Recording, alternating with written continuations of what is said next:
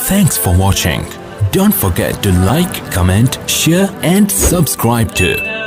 अगर आपके ज़हन में सवाल उठे कि ये कोई कुफर तो नहीं है, बंदा बाल जैसे रख ले, कपड़े जैसे पहन ले, मौलवी में कुराड़ की थी बैठे नहीं देते, ऐसे कह रहे हैं, तो इसका जवाब भी मैं आपकी खिदमत में अर्ज करता हूँ। किसी मुल्क का फौजी हो, पुलिस वाला हो, मुहाफिज हो, फोर्स का हो, उसकी एक अपनी वर्जी होती है, उस वर्दी की अपनी पहचान होती है, अपना यूनिफॉर्म होता है या नहीं होता? एक मुल्क का फौजी अगर दूसरे मुल्क का यूनिफॉर्म पहन ले और वो 100 कहता फिर अबे नादरा च लिखो जो मेरा ना पाकिस्तान लिखा हुआ है, लेकिन मैं कमीज इंडिया वाली पाती है, कोई मानेगा कि ये पाकिस्तानी है?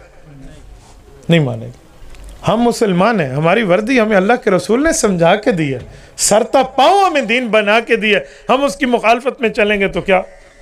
अब एक बात करता हूँ, आपका ज़ौक़ ताज़ा है, मेरी बात को अपने कानों से दिल की खिड़की तक रास्ता देना।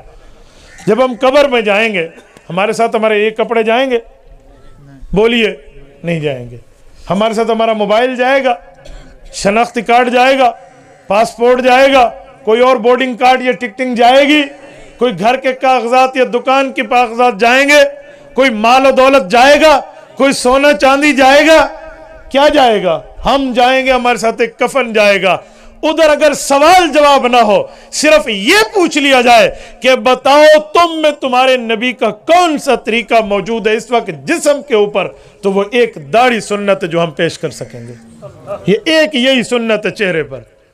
उस वक्त हमारे जिस्म से कपड़े उतर चुके होंगे, हमारे मोबाइल जब्त हो चुके होंगे, हमारे पासपोर्ट और शनाख्ती कार्ड मौजूद नहीं होंगे, हमारे पास माल और दौलत नहीं होगी, हमारे पास किसी किस्म का कोई मामला और दौलत सरवत नहीं होगी। ये वाहिद सुन्नत है जिसको हम कब्र में लेकर जाएंगे।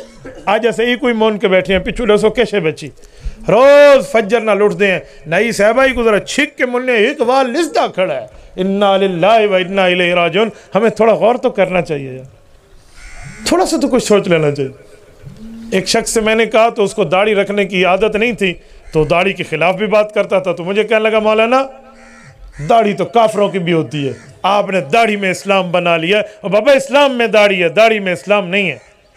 तो मैंने उसको कहा काफिर कपड़े भी पहनते हैं, ऐसे ऐसे काफिर मैंने देखे हैं, तू बिस्मिल्लाह कर, ये कोई बात है? मैंने कहा ये कोई बात?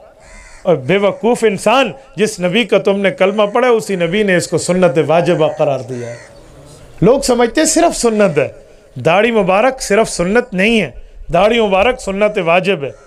आप कहेंगे कैसे? अगर सिर्फ सुन्नत है ना, आम से सुन्नत गैर मौक़दा, वो असर से पहले जो 4 सुन्नतें हैं, आप कभी पढ़ते हैं कभी नहीं पढ़ते, क्योंकि उसकी ताकीद नहीं आई, सिर्फ सुन्नत है। तो दाढ़ी अगर सिर्फ सुन्नत होती तो इसे कभी काट लिया जाता, कभी रख लिया जाता। एक बंदे ने कहा नहीं नहीं मौलाना वो सिर्फ सुन्नत है। मैंने कहा एक सुन्नत मैं दिखाऊं? कहते जी हाँ। मैंने कहा जब शादी होती है तो हदीस में है कि अन निकाह मिन, बोलिए बोलिए, अन निकाह मिन सुन्नती, शादी सुन्नत है? कहते जी हाँ। मैंने कहा डूडी वारा राम तेरे को तो डूडी वारा तेरे पड़ोसी को लो, ये क्या मतलब हुआ? मैंने कहा कभी रखें कभी छोड़ दें, तूने खुद कहा सुन्नत का मतलब यही है। तो फिर चुप। कहते उस सुन्नत का माना लाजमी सुन्नत मका, ये सुन्नत का माना है सुन्नत वाजिबा।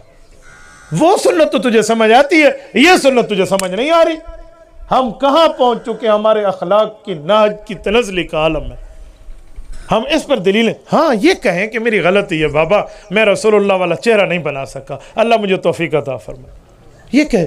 याद रखें, कोई गुनाह बंदा करे और उस गुनाह पर शर्मिंदगी कहे कि मेरे मौला गलती है, एक दिन मुझे माफ़ी और तौबा की तौफीक दे दे, ये बंदा मुसलमान है, गुनाहगार है, अल्लाह इसे एक दिन तौफीक देगा। लेकिन जो बंदा गुनाह भी करे और डट के कहने में ठीक कर रहा हो, तो ऐसे बंदे का बाज़ औक़ात ईमान भी सल्ब हो जाता है, ईमान भी सल्ब हो जाता है, फिर ईमान बंदे का नहीं रहता।